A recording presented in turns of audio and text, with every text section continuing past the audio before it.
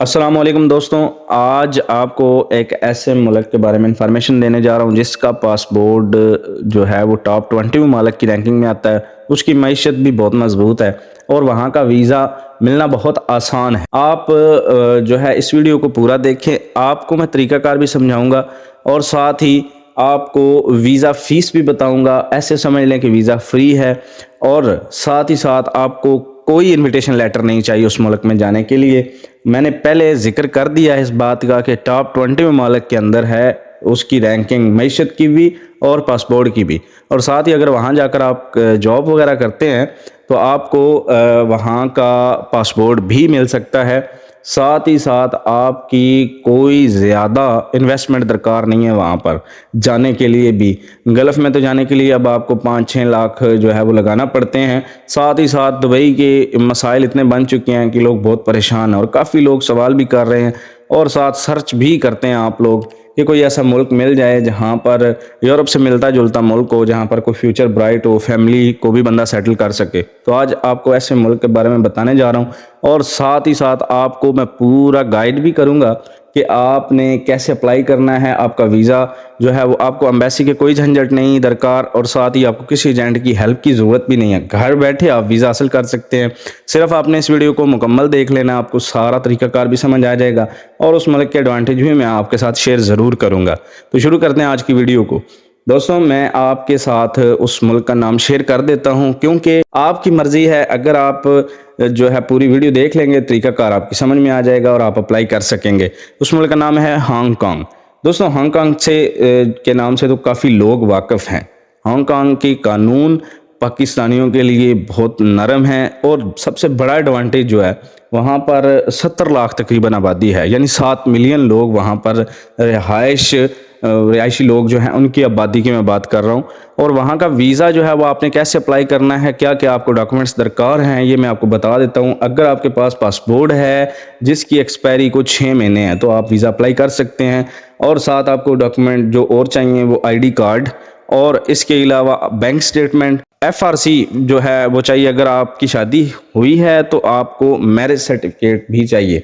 अब आपको ये ओरिजिनल पेपर्स नहीं भेजने, किसी भी यहाँ पर किसी एम्बेसी में आपको जाने की ज़रूरत नहीं है, आपने उनकी कॉपीज़ करवा लेनी है। साथ ही आपने अपना ईमेल एड्रेस लाजमी लिखना है। ईमेल एड्रेस आपने ज़रूर लिखना है क्योंकि आपका वीज़ा ईमेल एड्रेस पे आना है और आपने भेजना किस पते पे है वो पता मैं आपको बता देता हूँ। आपने डिस्क्रिप्शन में जाना है और वो पता मैंने वहाँ पर जो है वो लिख दिया है। आपने इस पते पे भेज देना है, ये डायरेक्ट जाएगा हांगकांग के अंदर। हांगकांग में आपने या तो DHL कर लेना है या TCS के ज़रिए आपने भेज देना है। अब आपको मैं ये बता दूं कि जब आप अप्लाई करेंगे, इस पते पे भेज देंगे तो आगे क्या होगा जिससे आपको पता चलेगा कि आपका वीज़ा लगा है या नहीं लगा। दोस्तों, सबसे बड़ा एडवांटेज इस मुल्क का मैं आपको बताता चलूं कि आपको इनविटेशन लेटर की ज़रूरत नहीं है। इनविटेशन लेटर क्या होता है ये मैं थोड़ा सा समझा देता हूँ।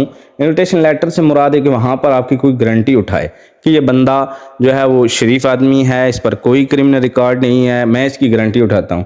तो आपको ये ज़रूरत नहीं है। आपने डायरेक्ट जो है वो सिर्फ इन कागजात की कॉपीज़ करवानी है और आपने इस पते पे भेज देनी है।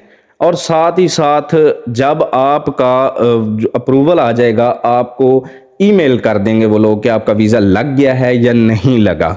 ठीक है। अब देखें, ये गारंटी आप दुबई में भी आप अप्लाई कर रहे हैं, कहीं भी अप्लाई कर रहे हैं तो ये गारंटी कोई नहीं होती कि वीज़ा लगेगा। वीज़ा अगर लग जाता है तो आपने क्या अभी तक लगाया है? आपने सिर्फ TCS के ऊपर कोई पैसे लगाए होंगे या DHL जो आपने करवाया उस पर आपने पैसे लगवाए या फोटोकॉपियों पे पैसे लगवाए। अब आपका अप्रूवल आ गया, अब उसके बाद आपको वो कहेंगे कि आप एम्बेसी के अंदर फ़ीस पे करें।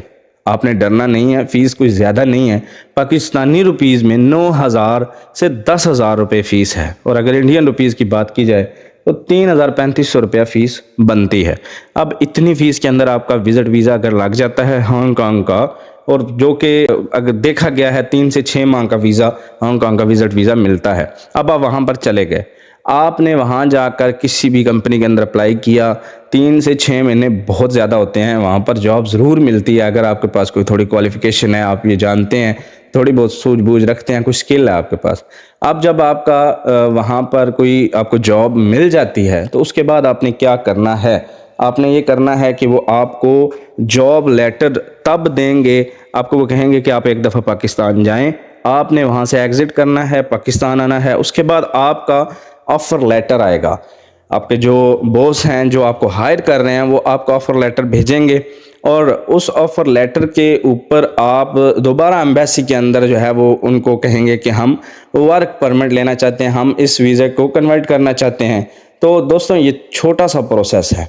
अब आपको मैं थोड़ा सा इसका और एडवांटेज बता देता हूँ कि अगर आप हांगकांग चले जाते हैं, वहाँ पर आप बिलीव करें बहुत ज़्यादा अच्छा इन्वायरमेंट है फैमिली को रखने के लिए भी। और सैलरी की अगर मैं बात करूँ तो कम से कम जो है ना वो पाकिस्तानी तकरीबन 2 से 2.5 लाख रुपया सैलरी बन जाती है एक नॉर्मल काम की। और जैसे जैसे आप वहाँ प्रोग्रेस करते हैं, वहाँ तरक्की करते हैं, मेहनत करते हैं तो सैलरी बढ़ती जाती है। और एट द एंड अगर आपका कोई वहाँ पर क्रिमिनल रिकॉर्ड नहीं बनता, सारे मामलात आपके बेहतर रहते हैं, तो उसका पासपोर्ट आपको मिलने के चांस हैं। अगर आप वहाँ से किसी और कंट्री में मूव करना चाहते हैं या आप यूरोप का वीज़ा लेना चाहते हैं, तो जब आप एक बेहतरीन मईशत वाले मुल्क के अंदर बैठे होंगे तो क्या आपको यूरोप का वीज़ा आसानी से नहीं मिलेगा।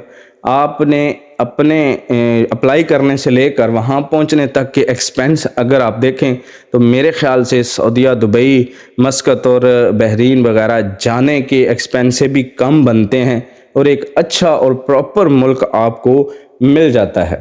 तो ये आपको मैंने सारा तरीक़ाकार भी समझा दिया है और साथ ही साथ आपको मैं दोबारा से रिवाइज़ कर देता हूँ इस बात को कि आपको कौन कौन से पेपर्स दरकार हैं। आपको सिर्फ़ और सिर्फ पासपोर्ट चाहिए और उसके बाद आईडी कार्ड चाहिए और आपको पिक्चर्स वाइट बैकग्राउंड की, एफआरसी अगर आपकी शादी हुई है तो मैरिज सर्टिफिकेट। और सबसे बड़ा एडवांटेज आपको बताऊं कि अगर आपका वीज़ा नहीं लगता तो आपके पासपोर्ट पे रिजेक्शन नहीं लगेगी। क्यों नहीं लगेगी? क्योंकि आपने तो अपनी कॉपियां भेजी हैं ना, इन सारे डॉक्यूमेंट्स की आपने कॉपियां करवाई हैं और वो आपने जो पता मैंने डिस्क्रिप्शन में भेजा है आपको, मतलब आप वहाँ से देख लेंगे तो आपने उस पर जब अपने ये सारे डॉक्यूमेंट्स की कॉपियाँ भेज देनी है तो रिजेक्शन कहाँ पे लगनी है? रिजेक्शन तो ओरिजिनल पासपोर्ट पे लगती है ना।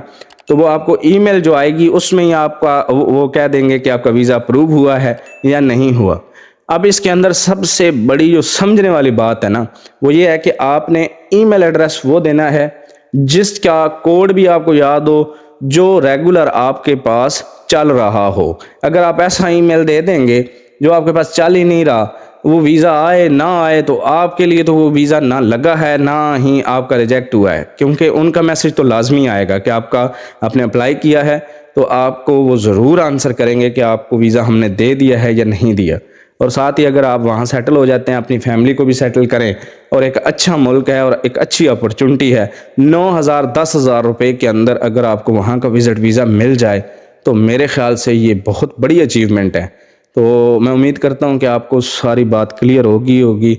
अगर कोई सवाल हो इस हवाले से तो आप कमेंट सेक्शन में पूछ सकते हैं और इस वीडियो को लाइक और शेयर कीजिएगा। दोस्त जो अहबाब परेशान हैं उन तक ये वीडियो पहुंच जाए और उनका भी फ़ायदा हो जाए। बहुत शुक्रिया।